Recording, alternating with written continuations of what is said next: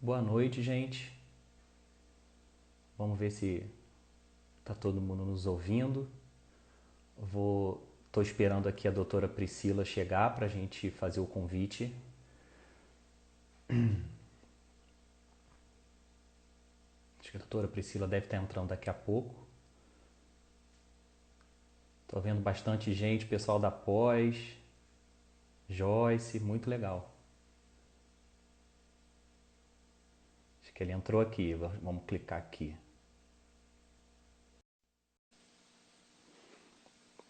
Estamos aguardando aqui ela. Boa, E aí, doutora? Boa noite. Tudo bem? Tá ouvindo bem? Tô ouvindo bem. Tá me ouvindo?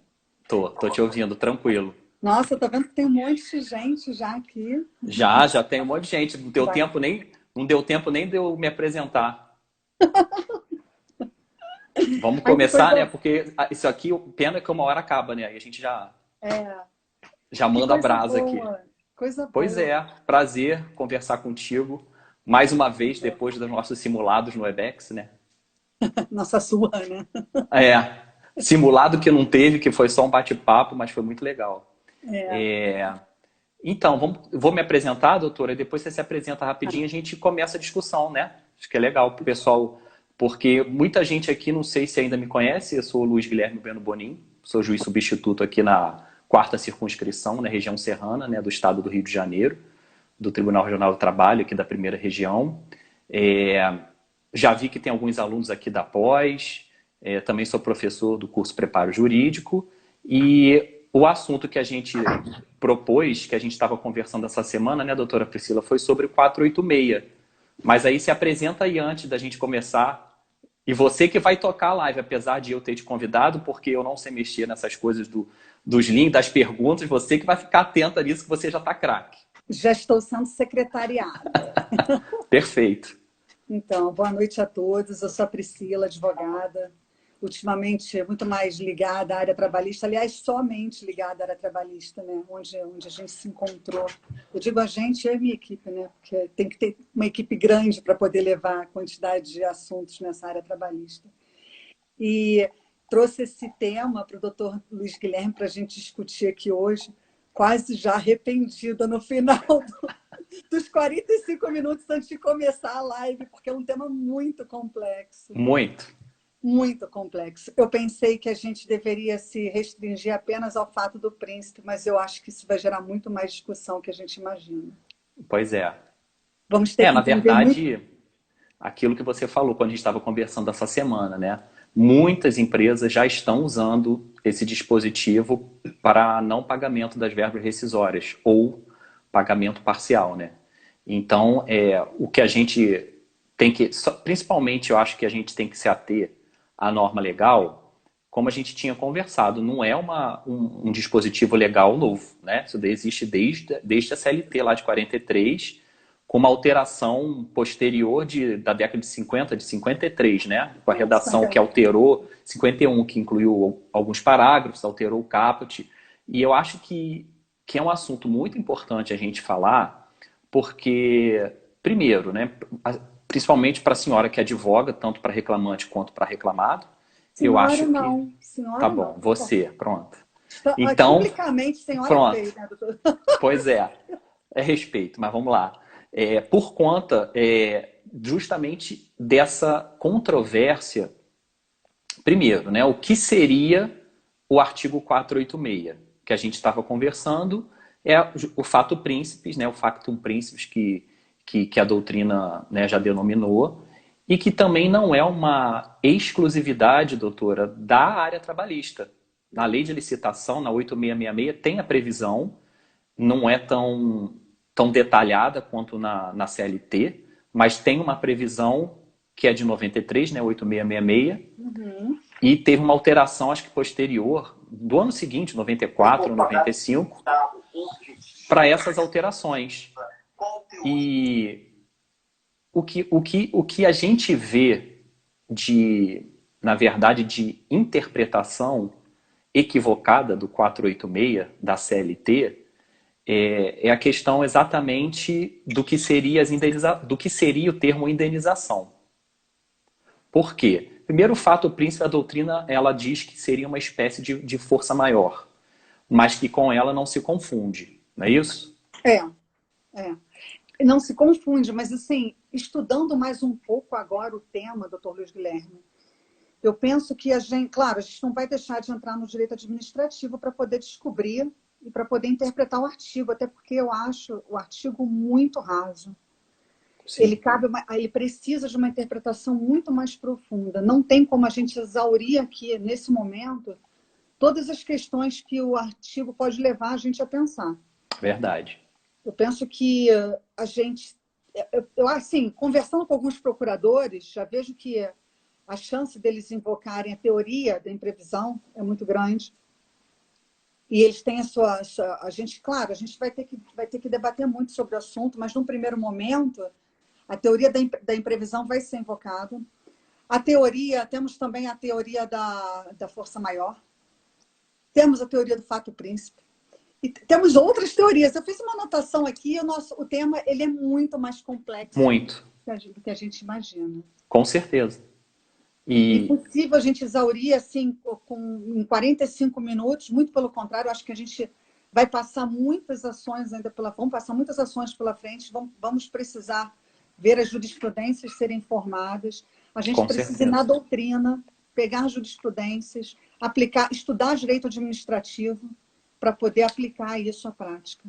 Certamente. E até porque também, doutora, por ser uma coisa nova nesse momento de pandemia, mas já adotada, né, por algumas empresas quando das dispensas, em outras épocas, né, de crise econômica e tal. Mas o que eu acho que a gente tem que pensar bastante, nesse momento específico de pandemia, primeiro, como você falou, desculpa, da questão da jurisprudência. O TST, eu fiz uma pesquisa justamente para essa live de hoje mais aprofundada, e o TST tem aplicado, eu não fiz nos regionais, porque, né, são muitos regionais e aí fica pulverizado. Mas o TST, que é a Corte Superior nossa, a maioria das decisões afasta a aplicação do 486. É muito difícil. Eu achei uma decisão, eu até salvei aqui, eu não sei, foi uma decisão acho que da década eu não lembro se foi de 2000, que eles aplicaram, o TST confirmou o fato príncipe numa hipótese de um trabalhador rural que teve a terra onde ele trabalhava, fazenda onde ele trabalhava, desapropriada por questões de reforma agrária. Então, o TST confirmou a aplicação do 486 e manteve as decisões dos tribunais inferiores. Mas o que eu acho que a gente tem que ter em mente, principalmente nessa época de pandemia, primeiro, assim, os requisitos, né, para aplicação do fato príncipe seria a paralisação da empresa, como está lá no artigo, né, seja temporária ou definitiva, a edição, e aí aquela discussão que a gente teve de ato, lei, resolução entre as partes, entre o ente. Decreto. E aí se entrariam os decretos, né? Então já temos aí uma celeuma com relação a essa extensão, que atos normativos poderiam ser incluídos para atrair a aplicação do 486. E eu acho importante uma outra, que é a questão da impossibilidade de continuação da atividade empresarial. E aí, pensando melhor, agora há pouco... Tá vendo? Já mudou. A gente vai mudando de ideia, por quê? O principal é esse, né? Aplica o 486 nesse momento de pandemia, que a mídia já noticiou várias empresas grandes, inclusive, dispensando os empregados e os empregadores dizendo que não pagariam por força do 486, não é isso? E essa questão da impossibilidade de continuação. Aí temos as medidas provisórias, principalmente a 936, né? Que trouxe a redução salarial e carga horária e suspensão contratual. Aí eu lhe pergunto, uma empresa que não se utilizou dessas medidas e preferiu dispensar os empregados e alegou o 486, essa dispensa e a alegação do 486, ela se mantém sabendo que existe essa medida provisória e que antes da dispensa ele poderia ter feito a suspensão ou redução? Então já vem uma dúvida, porque a impossibilidade de continuação da atividade, ela ocorreu, mas antes disso poderia a empresa ter se valido dessas oportunidades para não encerrar os contratos. Entendeu qual seria? É um dilema. É um dilema também. Pois é. Eu fiquei até numa interpretação um pouco mais doutrinária, não levei mais para o campo prático. Mas se a gente pensar na prática, em relação às medidas provisórias que foram editadas, com a 927, inclusive, ela dá uma série de oportunidades que a gente já tinha na legislação, obviamente, né? Ela só veio regulamentando o teletrabalho, veio trazendo, né, chamando para poder manter o emprego, né? A questão do teletrabalho, a questão das férias individuais, as coletivas. E muitos empregadores não se valeram dessas hipóteses da MP 927 e ficaram aguardando o governo vir com uma medida de ordem mais financeira em relação às empresas. E em relação a isso, a gente não tem como entrar nessa discussão aqui agora, mas eu tenho acompanhado que os recursos do BNDES eles não estão plenamente disponíveis para as empresas, até hoje, tá? Exatamente. Na ponta, a gente só tem 2 empréstimos disponíveis. Então, assim, as empresas elas ficaram aguardando a medida 936 chegar. Na verdade, quando a 927 chegou, elas já se abraçaram na 927. Mas no dia seguinte, a 927 mudou no seu artigo 18, veio a 928, que cancelou o artigo 18, né? Pode suspensão dos contratos. E ficamos aí todos roendo unhas, aguardando a 936. E quando veio a 936, alguns contratos já estavam suspensos, e eles... Suspensos não, desculpa. Alguns contratos já tinham sido tomadas algumas medidas, não somente de teletrabalho, mas também férias, enfim. Eles simplesmente levantaram essas suspensões, essas intercorrências, e aplicaram direto a 936. Entendi. E aí é um outro debate aí que a gente acho que nem dá para discutir agora. Mas já aplicaram a 936, fazendo com que agora a gente está... Há quantos dias? A gente está há poucos dias de encerrar o primeiro período de 60 dias da 936 e as empresas já estão demitindo com base no 486 da CLT, já próximo de encerrar o prazo da MP 936, do acordo de suspensão. Que coisa, hein, doutor? Não, muita coisa.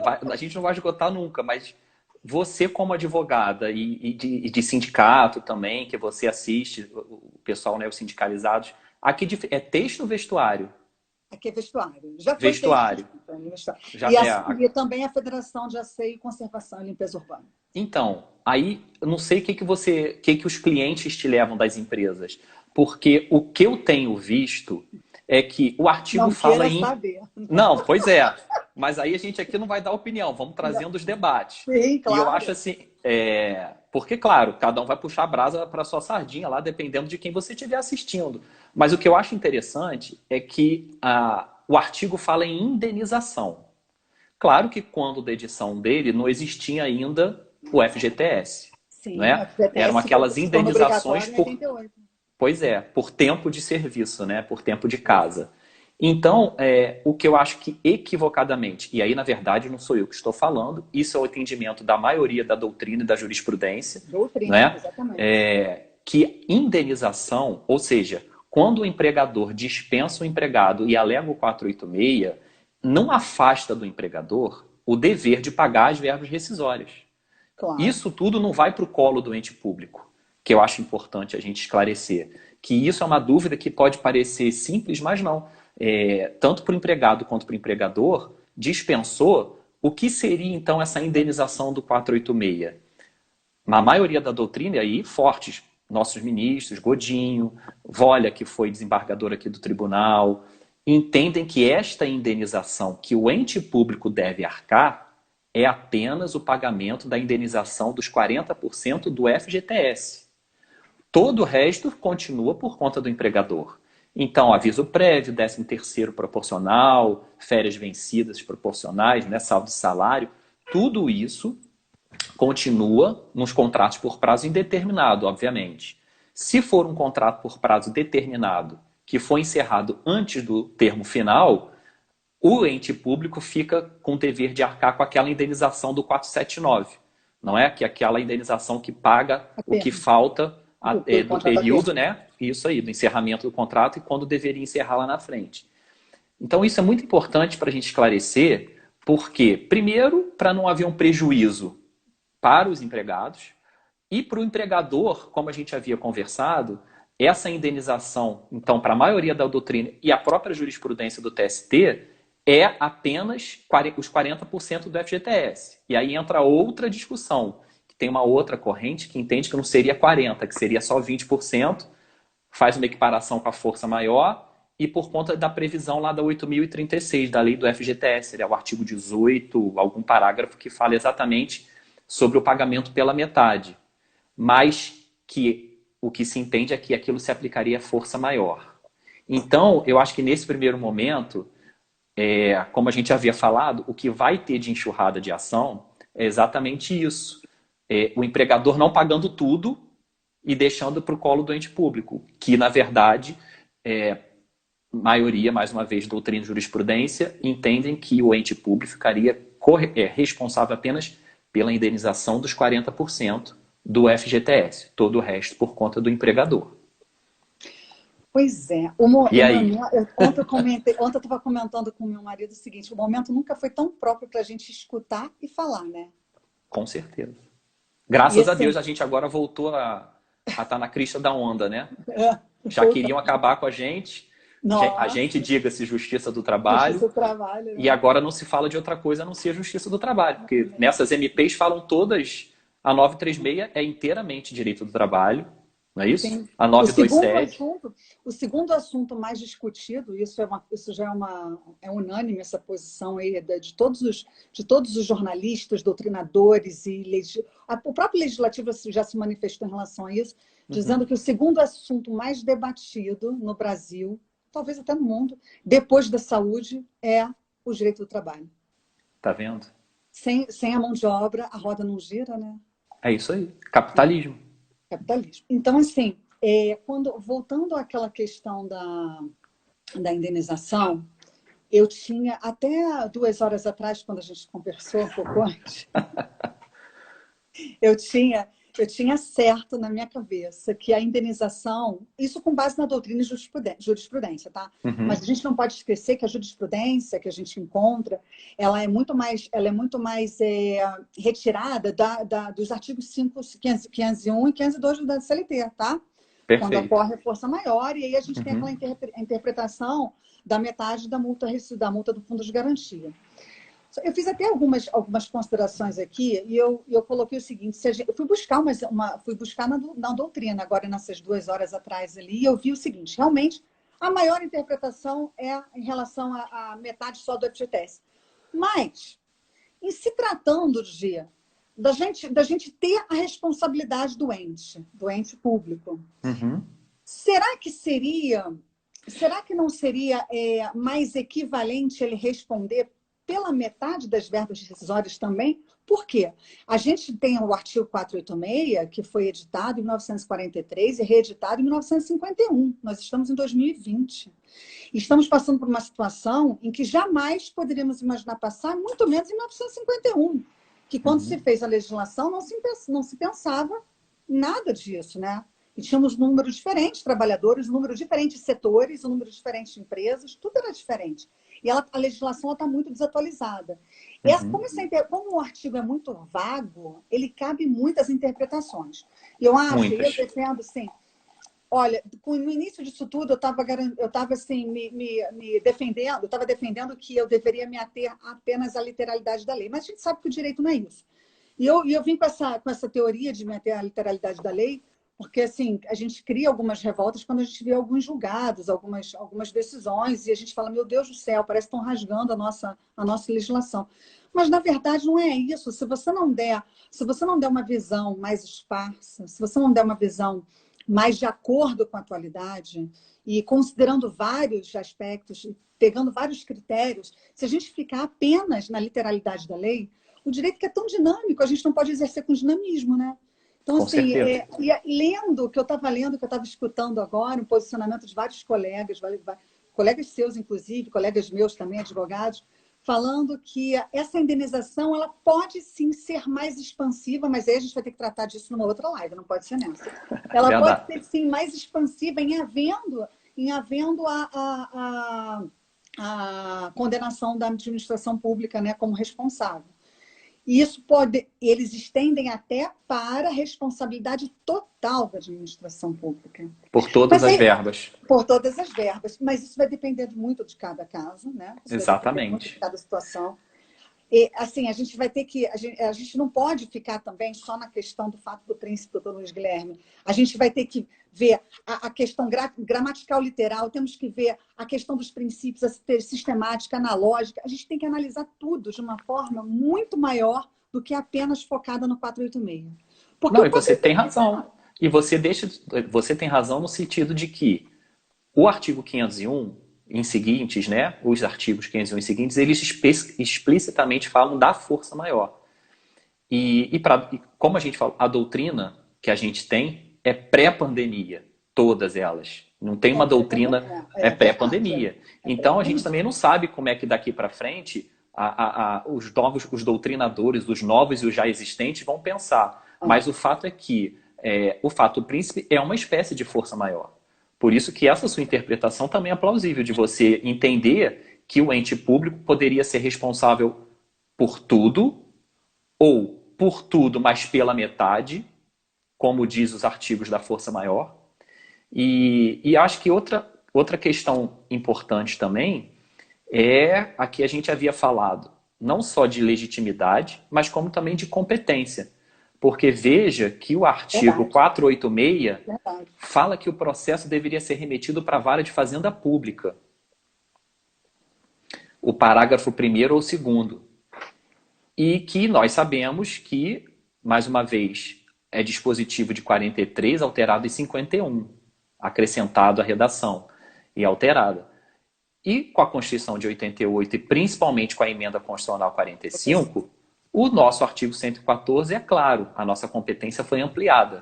Então, outra discussão que poderia se ter, por ser um fato, o fato príncipe ser uma coisa nova, apesar de que em outros momentos da história, e até de vida minha mesmo, de juiz, eu já me deparei com casos sobre isso, né, com crises econômicas e tal, mas o importante é que é fato, não tem que remeter os autos para a vara de fazenda pública. A competência é da Justiça do Trabalho. Aí vem aquela questão que discutimos.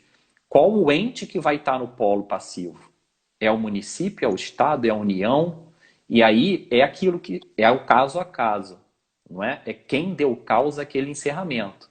E aí é uma discussão enorme, acho que não vale a pena a gente entrar nesse momento, se cabe decreto, se não cabe, mas o importante para a gente ter em mente a pesquisa que eu fiz de jurisprudência, mais uma vez, o TST, que é a nossa Corte Superior, não chancelou as decisões ou modificou decisões.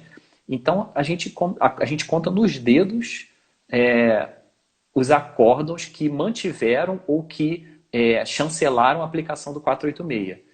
E, principalmente, essa interpretação que você falou, extensiva, mais, né, a ampliativa, a gente não pode esquecer que no nosso ápice a Constituição está lá. A Constituição não caiu. A gente tem uma carta maior que a gente tem que interpretar também tudo à luz da Constituição. E eu acho que nesse momento de pandemia é o direito à vida que está se discutindo. Sim, acima de não é tudo, isso? claro. Se os decretos são certos, Claro. errados, se vai paralisar a atividade, se não vai, é a discussão. Mas eu acho que o que a gente está conversando, o que a gente está nesse momento, todo mundo isolado, a gente conversando de casa, fazendo audiência telepresencial, trabalhando, é para a gente manter a preservação do direito à vida, que eu acho que é o principal nesse momento. Então ainda tem essa discussão de interpretação do 486 à luz da Constituição do direito à vida. Então, além, né, é o casuísmo, a gente vai ter que analisar o caso concreto, mas o interessante é a gente também pensar nessa questão. É diferente quando teve aquela crise econômica, 2008, né? 2008, isso. 2008, não é isso? Que teve a crise econômica, muitas empresas perderam os contratos dos entes públicos, as tomadoras de serviço, as prestadoras, perderam os contratos por conta da crise financeira, né, geral. Mas uma coisa que eu acho muito peculiar nesse momento nosso é que não é nada setorizado. Não é o estado do Rio, não é Brasil, não é América Latina. É mundial. E em relação a isso que você está falando, o que muitos empresários estão arguindo é o seguinte: eu vi algumas declarações nessas associações de empresários que estão dizendo que no mundo inteiro, antes de se tomar uma medida efetiva de lockdown, ou mesmo de isolamento mais raso, os países todos, sem exceção, assim, quando eu falo sem exceção, eu estou falando na grande maioria, na verdade teve alguma pequena exceção, mas todos os países, eles adotaram primeiro as medidas de isolamento raso, eles não foram direto para o fechamento integral. E o que eles vêm arguindo é que no Brasil, o Brasil veio com o presidente sancionou a lei em fevereiro, dia 6 de fevereiro, e os decretos, aí aqui no Rio de Janeiro, falando em relação ao Rio de Janeiro, veio um decreto no dia 20 de março, se eu não me engano, e logo em seguida veio do município, com base no decreto do Estado, que foi com base no decreto, com base na lei, né, sancionada no dia 6 de fevereiro, eles vêm decretando, ou seja, numa avalanche bem sucessiva e rápida, o fechamento e o isolamento, o fechamento das empresas com isolamento social. Então, assim, e que na verdade não tem nem como a gente dizer aqui agora se é certo ou errado, enfim, acho que a gente só vai conseguir ter uma visão disso lá na frente. Certo ou errado, nós fizemos aqui algo um pouco diferente do que outros países adotaram, tá? Na verdade, não foram todos os países, e a gente teve um resultado até pior. Mas a maioria dos países, eles não encerraram as atividades como nós fizemos aqui de cara. O isolamento, houve o isolamento, mas não foi um isolamento prima facie, digamos assim, né? Entendi. Foi um isolamento mais elastizado. Você está dizendo, então, o temporal que a gente começou a... A defesa dos empresários, Entendi. que eu tenho visto, e assim, não tem como a gente discutir isso agora, tá? Eu, como advogada, eu consigo ver os dois lados, até porque eu advogo para os dois lados, então eu consigo ver e eu consigo assistir, entender as razões de um lado ou de outro. Mas se a gente pensar bem, se a gente não dá para ficar direto no 486, a gente tem que pensar aberto. Se a gente pensar bem, realmente, isso não afetou só, não está afetando só a área trabalhista, isso está afetando, isso vai chegar na justiça estadual, isso vai chegar na justiça federal, isso é uma coisa muito global, de uma forma, não é uma forma muito genérica, né? Não é especificamente na área do trabalho. As demandas vão surgir para tudo, a todos os lados. Então, assim, se você pensar dessa forma, a OMS decretou. A OMS não disse o que tinha que fazer. Ela disse o seguinte: você tem que resguardar a vida e a saúde.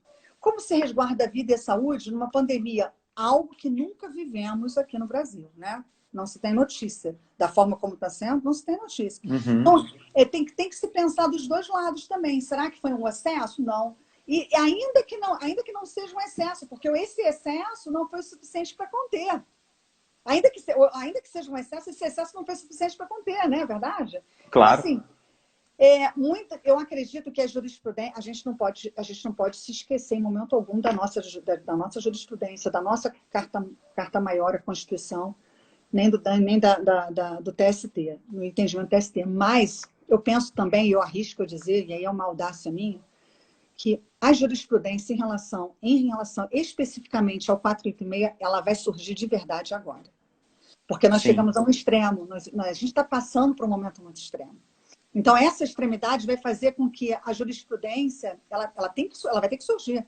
Porque a quantidade, não sei nem se ela vai surgir no mesmo tempo e modo das demandas, porque as demandas cairão assim. E talvez um entendimento unificado, né?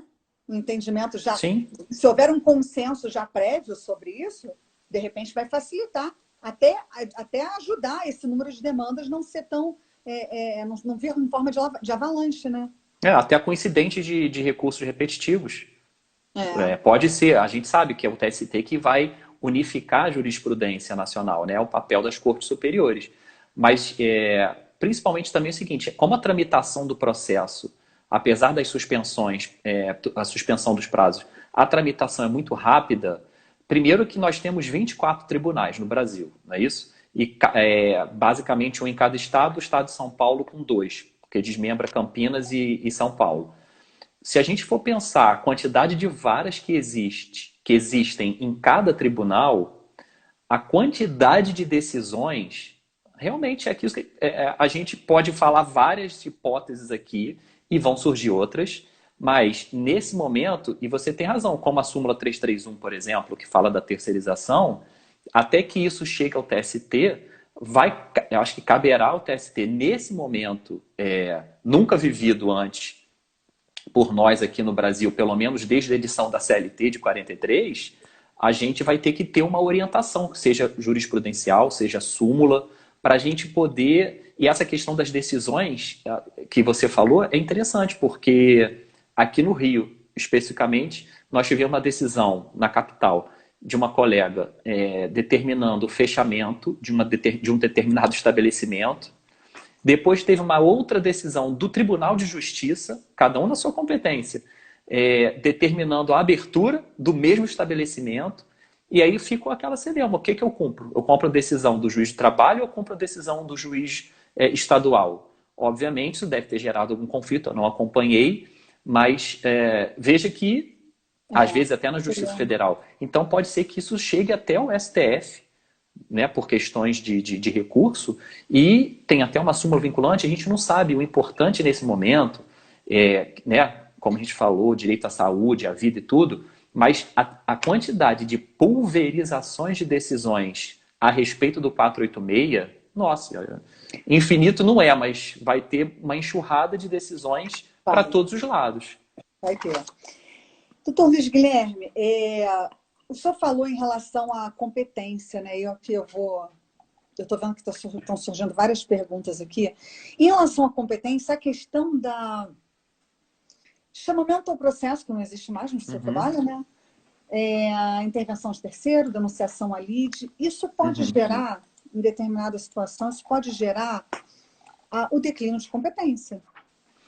Na verdade, eu acredito que o declínio em si de competência, não pelo fato de ter no polo passivo a União, por exemplo, não, ou o Estado. A emenda constitucional, 45, ela já Exatamente. É matéria. Então, se estiver discutindo uma relação de trabalho, não importa as pessoas que estão no polo.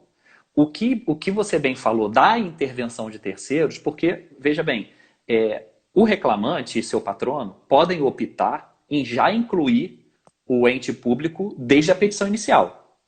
E aí não necessitaria aplicar o parágrafo 1º ou 2º do 486, não é? Então, é uma opção, e aí aquilo, né? O patrono vai estudar junto com a parte a inclusão desde a petição inicial do ente público no polo passivo.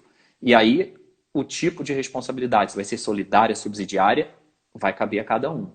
E tem uma outra hipótese que seria entrar contra o empregador, o reclamante entra contra o empregador, e o empregador denuncia o ente público. O que a gente tem que pensar é que na Justiça do Trabalho, e aí eu não fiz uma estatística, mas provavelmente uma grande parte dos juízes, né, desembargadores, eles não aceitam as figuras de intervenção de terceiros na Justiça do Trabalho, no processo do trabalho. Principalmente o chamamento à autoria, denunciação à lide. Justamente pelo fato de... e aí as justificativas são N, mas basicamente é a celeridade, que isso acabaria, ou melhor, diminuiria a celeridade processual. O fato de não ter o reclamante optado em incluir esse ente público, não é isso? E tanto é que muitos doutrinadores e até jurisprudências entendem que nesse caso específico caberia ao empregador uma ação de regresso, e aí sim, na justiça competente, não é isso? Seja na federal, seja na estadual, dependendo do Foi ente esse público. desdobramento que eu falei em relação à Pois é. competência. Isso aí. Que aí o empregador, ele sendo responsável a arcar com tudo, ele em ações de regresso, em ação de regresso, né? ele Não seria entraria declínio, eu contra o falei ente errado, é público. ação de regresso, é isso mesmo. Pois é. E aí na justiça estadual, se for município ou estado, né? E na justiça federal, se Isso for aí. União. Por que isso? O importante é essa questão da intervenção de terceiro, independente do caso de pandemia, do 486. A gente analisa muito qual seria o efeito prático para o processo. Então, pelo 486, a junta, né, a antiga junta de conciliação, é que deveria chamar. Eu sou dessa época. Ih, vai denunciar a idade, cuidado. Advoguei com muitos juízes classistas. Pois é, classista. Então, a gente tem que pensar em todas essas questões. Então, tem essa questão também, essa controvérsia. Caberia a intervenção de terceiros? Ou o empregado já deveria trazer na petição inicial, no polo passivo, esse ente público? Não é isso? E aquela questão da legitimidade que a gente falou. A ação é em face do empregador? É em face do empregador e do ente público? Ou é em face só do ente público? É verdade, é verdade. Vamos jogar para o pessoal ir pensando. Eu estou vendo que muitos aqui estão perguntando. Eu estou com uma série de perguntas. Eu acho que não vai dar tempo, porque a live ela se encerra automaticamente. É 1 hora, né? Eu acho que são 47 minutos só. Mas a gente já está quase chegando a isso. Ixi, já tem 37, é mesmo. O doutor Luiz Guilherme, esse debate ele está servindo muito. Eu estou vendo que as pessoas estão perguntando: e aí, Priscila, o que você acha? Você aplicaria o quê? Não, vocês aplicariam o quê? Não, o doutor Luiz Guilherme não aplica nada nesse momento. Não pode aplicar nada.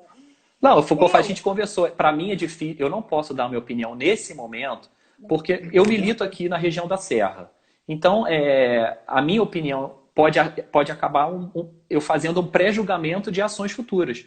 Porque nós sabemos, a gente milita aqui, os advogados são conhecidos, todo mundo, a gente está lá, estávamos quase todo dia, agora, se Deus quiser, vamos voltar no telepresencial. Mas a questão, eu estou jogando essas discussões, e você também, para cada um adotar a posição que lhe cabe, que lhe for mais conveniente, e com base na doutrina da jurisprudência, porque direito é isso, não tem certo e errado.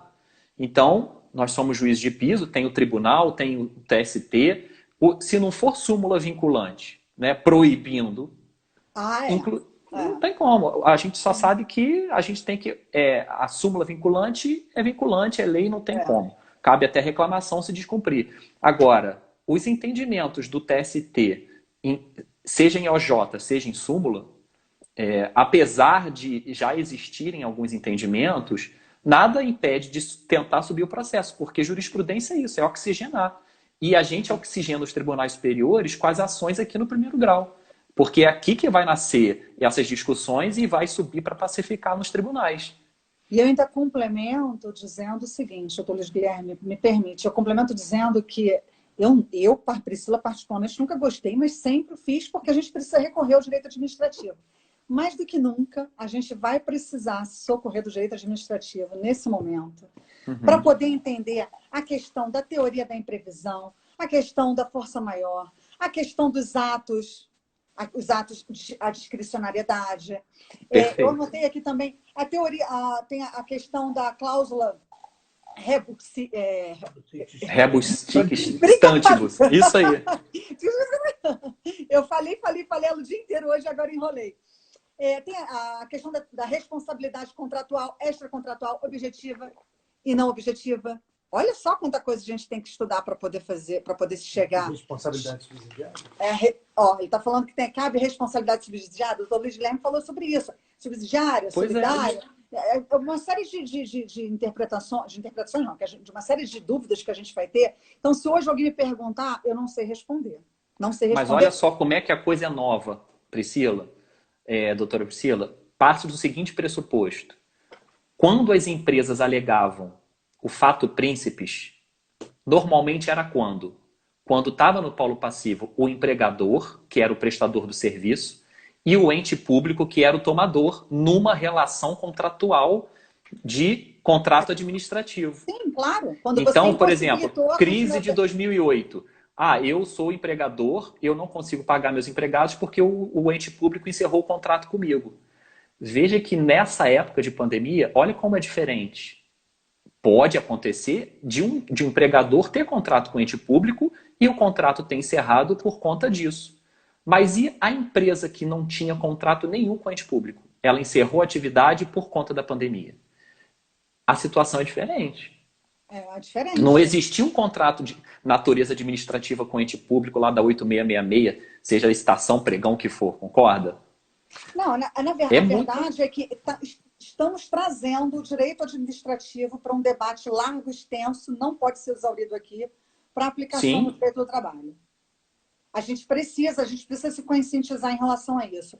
E digo mais, doutor Luiz Guilherme, não podemos, assim, eu também penso que não podemos esperar, porque os contratos estão sendo rescindidos e a gente tem a uhum, prescrição bienal. Não dá para ficar exatamente. esperando também, porque, assim, esperar por uma outra situação, ok, mas esperar para ver se vai formar uma jurisprudência, um entendimento Claro. agora, eu acho que a gente precisa fazer valer o direito nesse momento e estudar muito para poder aplicar ele da forma mais linda na prática. Porque o direito, como diz a Márcia ali, é lindo, maravilhoso, né? Exatamente. E aí é outra discussão para outra live. A prescrição está interrompida ou suspensa em épocas de pandemia? Reticências. Pois é, reticências. E tem muitas reticências sobre Muitas. suspensão também.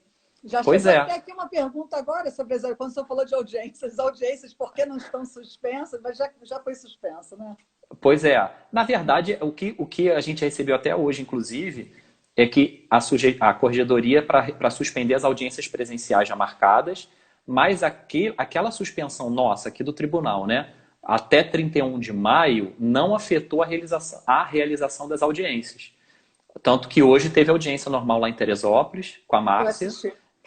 Pois é, semana que vem vai ter de novo, eu que vou presidir. Então, veja que apesar de os prazos suspensos, é aquilo que a gente falou, doutor, eu acho que o pessoal nunca produziu tanto juiz, advogados, embargadores, servidores, nunca produziram tanto nessa época de pandemia, porque mesmo com os prazos suspensos, a gente está publicando. E os advogados estão cumprindo os prazos, mesmo com suspensão. Antes de 4 de maio já estavam fazendo assim, como, né, você Os falou que advogados estava. precisam se sentir úteis. Não, e outra coisa, os processos precisam tramitar, não é Lamentar, isso? claro. Precisam andar. E como a gente já sabe, ainda que volte, não sabemos quando, o atendimento presencial para as audiências presenciais, não vamos fazer audiências igual antigamente, com várias audiências por dia, porque o vírus vai continuar por aí. Então a gente vai ter que ter um escalonamento, alguma coisa que a gente não sabe como é que a corregedoria vai fazer. Mas né, o importante é que a gente tem que praticar o máximo de atos que a gente conseguir nesse momento. Aproveitando aqui o ensejo, já que não foge do Sem assunto, mas prejudicar o como a direito gente. à vida, sem prejudicar Ah, sim, isolamento, claro. lockdown, nada disso, pelo amor de Deus. Aproveitando o ensejo, já porque a gente está terminando, e quando termina a gente é cortado, eu acho. Então, mas espera aí, é 47 mesmo ou É, uma hora? 47. Ah, é? Bom, me falaram isso hoje. Priscila, não é uma hora, é 47. Eu Mas acho que aquela live que eu fiz lá com o Fabiano, acho que foi uma hora. eu acho Bom, que o Instagram andou cortando nossas asas, não sei. é, O que eu ia falar é o seguinte: são muitas perguntas, a gente não vai conseguir com responder a certeza. todas. Então, o que eu penso é o seguinte: está tudo anotado aqui. Eu vou transcrever, passo para o senhor e junto a gente coloca nossas respostas no ar. Pode ser? Pode? Ó, tá Porque são todo mundo muitas falando aqui que é perguntas. uma hora, doutora. É uma hora? Pois é. Ganhamos aí 13 minutos. Ai, que ótimo! Então, eu vou passar algumas perguntas. Mas, aproveitando a oportunidade, só uma dúvida. Claro. Em relação à audiência virtual, eu sei que não tem nada a ver, mas só uma pergunta. Tiveram muitos pedidos de objeção? Agora a gente está percebendo que existem. Eu tô em Teresópolis que a gente já está fazendo mais, né? Aqui em Friburgo ainda não teve. Em Teresópolis, porque lá foi decretado lockdown parcial, né? Com um É. final de CPF. Então, o que a gente tem visto lá é que os advogados estão declinando, né, a vontade de querer fazer a audiência, porque, principalmente reclamada, que não está conseguindo acesso à empresa para ter os documentos, para pegar os documentos.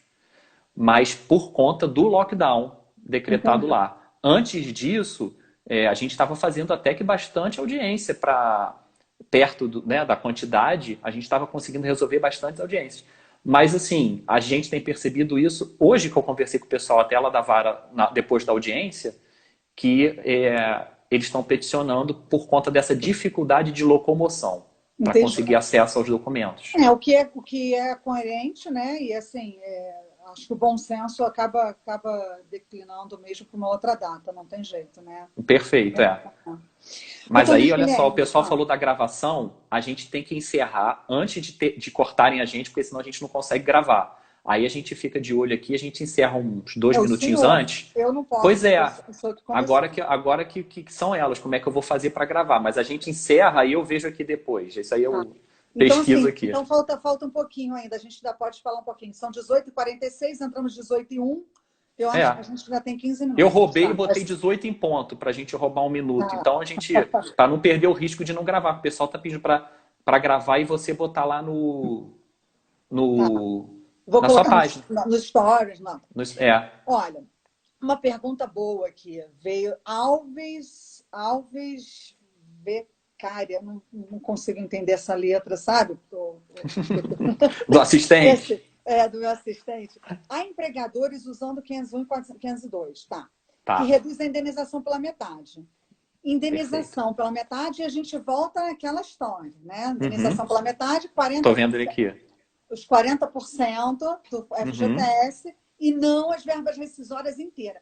Para quem invoca o 501 e 502, penso eu, doutor Luiz Guilherme, que eu acho que é mais fácil da gente para falar da questão da indenização, tá? E limitar a indenização aos 40% do FGTS, ele reduziria para 20%.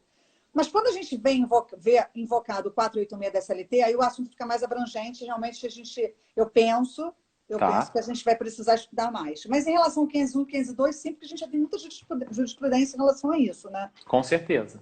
Tá? Não, e outra coisa, para a gente, né, a gente da Justiça do Trabalho, a gente não faz muito a divisão do que seria força maior e caso fortuito para os civilistas, não é? Salvo engano, Sérgio Cavalieri, nosso mestre da responsabilidade civil, ele exatamente... Carvalhinho fala isso. Também, ele fala sobre essa questão, se é força da natureza, se é fenômeno da natureza, se é por força de atos do homem.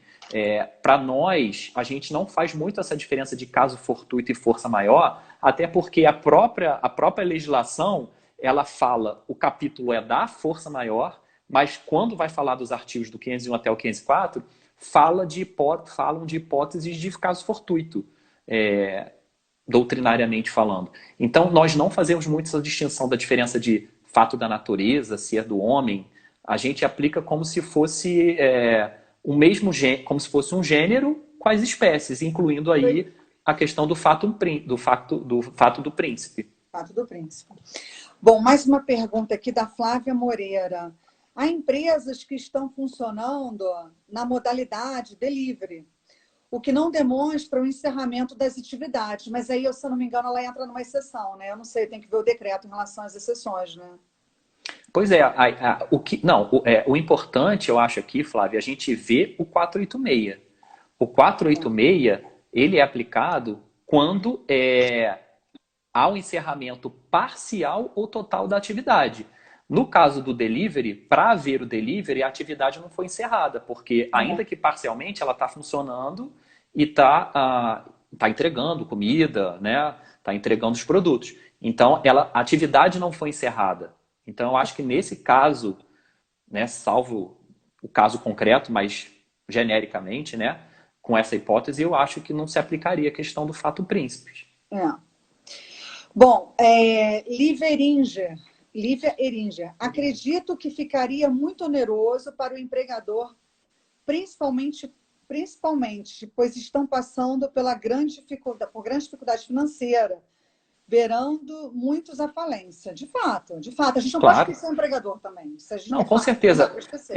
Nós somos engrenagens de uma mesma máquina, concorda? Exatamente. É o capitalismo. Tem que ter o empregador, tem que ter o empregado, tem que ter a Justiça do Trabalho para justamente regular eventuais distorções, mas um sem o outro não existe. Não existe. Então, ninguém tá dizendo que tudo tem que ser do empregador. A gente sabe que tem o artigo 2º, que é a teoria do risco. Então, todo mundo que empreende tem um risco daquele empreendimento.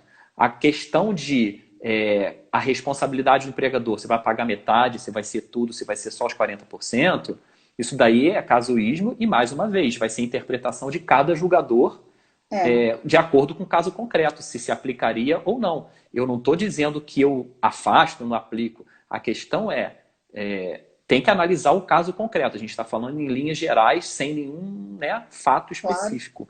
Claro. Agora, uma nova pergunta eu acho que é Cardinei Rock, alguma coisa assim, enfim, desculpa, peço desculpa porque eu realmente não estou entendendo a letra. Caroline. Desculpa, Caroline Rock. Caroline Rock foi minha estagiária 15 anos atrás. Vamos lá. Tá vendo? Entendo não ser o fato do príncipe. Não ser, pois não é poder discricionário do Estado. Pois aí, em relação ao ato discricionário, eu até fiz uma anotação aqui antes da gente começar, que no ato discricionário é quando a administração, diante do caso concreto, tem a possibilidade de aplicar, segundo os critérios de oportunidade e conveniência, e escolher uma dentre duas ou mais soluções, todas válidas para o direito. Isso aí é a teoria do fato príncipe se encaixaria aqui, né, no discricionário. Entendemos que aí entra aquela história que a gente entende que a recomendação da OMS é proteger a vida e a saúde, né? Exatamente. E acabou que o governo federal ele deixou na mão dos estados e dos municípios para cada um, e aí chancelado pelo STF, né, que chancelou que a competência é de cada ente público, é de cada ente da federação decidir se para total, se para parcial, né? Se é lockdown, se é... Né? Então, isso daí a gente tem que analisar o caso concreto. Mas uma coisa importante que a Caroline falou é essa questão do ato discricionário. O ato discricionário, que a gente aplica lá na teoria dos atos administrativos, a gente tem que analisar, como eu falei, um caso concreto com prestador e tomador no polo passivo, ou seja, o empregador tinha um contrato administrativo com esse ente público. Tudo bem, aqui é mais fácil de a gente analisar. Agora, e aquele empregador que nunca teve contrato com o ente público e encerrou as atividades por conta da pandemia? Vamos aplicar essa teoria? A gente vai aplicar essa teoria do direito administrativo numa relação que não houve com o Estado formal, só o que houve foi o encerramento da atividade por conta da pandemia? Essa é a discussão. Não é? Porque você é contratado para fazer uma obra para a administração pública. Aí chega no momento do alvará, você não consegue. Empaca lá com o alvará. E aí você empacou a obra, não andou mais, você tem que fazer a demissão. E fez a demissão, mas a culpa não foi nossa, a culpa foi da administração pública, embora ele não seja o tomador, mas foi a culpa da administração pública, não é verdade? Eu não sei se você lembra... lembra quando, eu ainda não havia passado, mas quando muitas pessoas invocavam o fato príncipe rapidamente, na época dos bingos, quando tinha autorização legal para os... Isso tem uns 12, 15 anos. Pois havia autorização, eu estou há 10 anos na magistratura, foi antes. Havia autorização legal, salvo engano, no estado do Rio, era até um decreto, não lembro, não sei se foi na época de César Maia, que autorizava o funcionamento. E, de repente... como diz, discretou. Voltou e falou, não pode mais ter bingo. Todo mundo foi mandado embora. Então, foi uma enxurrada de alegação de fato príncipes, porque eu funcionava, porque eu tinha uma autorização legal. E deixei de funcionar por força de lei também, ou decreto. Uma intercorrência externa. Exatamente. Né? Aí veio a alegação. Então, muita jurisprudência subiu por conta disso, porque tinha muitos bingos, né, no estado do Rio. E aí veio essa enxurrada de ações porque deixou no colo do ente público. Isso. E aí eu vi algumas decisões contrárias e outras mantendo a aplicação do 486. Olha, mais uma aqui para a gente encerrar. A estabilidade provisória não seria um peso a mais para os empresários que optaram pela suspensão, conforme MP? Mas olha só, se ele na verdade foi um contrato, né? Foi convencionado entre as partes. Acordo entre as partes. Isso aí. Um acordo meio né? Imposto, mas... Mas assim, foi o que o empregador encontrou naquele momento de saída para respirar. né? Então, Claro, assim, ele assumiu a e uma contrapartida do Estado, né? Ou seja, eu vou bancar esse empregado durante esse período, mas eu quero a contrapartida de você não mandá-lo embora para, por exemplo, não ter que arcar com seguro-desemprego e não ter uma demissão em massa. Ah, é aquilo, se é certo ou errado, mas é uma contrapartida que o Estado entendeu que o empregador, naquele momento, deveria manter. Sim, e aí se o empregador adotou, né, é o risco que ele aplicou para ele, Exatamente. né? Nesse Exatamente. caso, a gente chegou a conversar sobre isso também, doutor Luiz Guilherme, sobre o caso das rescisões, das demissões feitas invocando o 486 durante o período da estabilidade. E aí Isso eu aí. entendo que, eu, Priscila, particularmente entendo que a indenização, digo as verbas decisórias, a indenização para complemento do período, né, dessa Uhum, estabilidade, eu entendo que uhum. essa indenização não caberia ao ente público. Caso seja reconhecida a responsabilidade do ente. Eu entendo que não, porque o Entendi. ente não participou daquele momento ali em que o contrato ele não foi renovado, foi um acordo, né, entre as partes Uhum. ali. O ente não participou e foi uma decisão praticamente unilateral. Não dá para dizer que foi bilateral. A gente sabe que a lei diz que é bilateral, Claro, mas foi porque se o seu empregado não aceita, ele ia ser demitido. E assim, eu claro. até entendo, acho que a MP errou, errou na questão da redação. Mas que é unilateral, eu não tenho dúvida. E não teve jeito. O próprio nome diz, a medida é provisória, foi assodada, até a redação, acredito eu, que também, né, teve que ser da noite para o dia, aquela coisa rápida, e a gente não tem como criticar nesse momento. Eu acho que o principal foi o seguinte: vamos tentar proteger os empregos, para ninguém mandar embora. Vamos tentar segurar ao máximo. E aí vamos ver agora o que vem, né? Se vai ser convertido em lei, se não vai, vamos ver o que vem por aí, ó. Vamos terminar, doutora. Estamos quase Vamos, acabando, né? senão a gente vai Então perder. vamos. Vamos. Ó, vamos lá. Obrigado mais uma vez Eu que pelo agradeço. convite para a gente fazer essa discussão. É sempre legal a gente trazer esses assuntos. Claro, porque isso daí vai pipocar lá na frente, com certeza. Vai. E obrigado pelo convite. Vamos ver se a gente faz outras, porque os assuntos não se esgotam, com certeza. É muita coisa para a gente falar nesse momento. E tá todo mundo no mesmo barco. É tudo novo para todo mundo, É verdade. né? Olha, eu também quero agradecer, especialmente a você, ao senhor. Ao senhor. Não, você. Agora você, pô, senhor. E quero agradecer. Nossa, gente, olha, eu vou te falar que eu fiz algumas lives, mas eu nunca tive tantas pessoas ao mesmo tempo. Chegamos a quase 120 pessoas, 119 Tá pessoas ao vendo? mesmo tempo. Foi muito bacana isso. Eu acho que, sim, o nível de interesse aumentou bastante. E eu fico muito Com feliz certeza. de poder contribuir, poder ajudar. Tudo que eu quero nesse momento é poder contribuir com informações, grupos de estudos. Isso é muito importante para a nossa justiça do trabalho.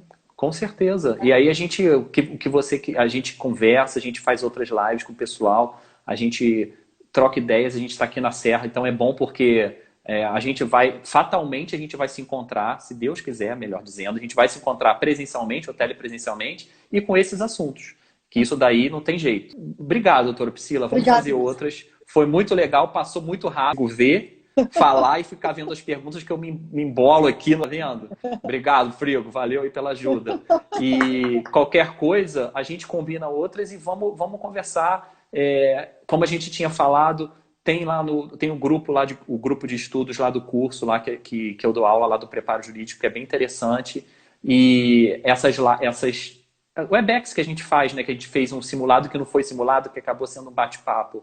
Eu acho bem interessante a gente ter essas oportunidades e podem contar comigo que o que eu puder ajudar nesse momento, eu acho que é isso. A gente precisa um da ajuda do outro e, mais uma vez, sair fortalecidos disso, fortalecendo a justiça do trabalho e, se Deus quiser, acabar com isso tudo para a gente poder se encontrar e se abraçar. Tá bom? Obrigada, doutor Luiz Guilherme. Salva a nossa live aí. Vou salvar, faltam 30 segundos. Beijão, Tá bom, boa um grande noite, gente. abraço. Obrigado. Tchau, tchau. Tchau, um abraço.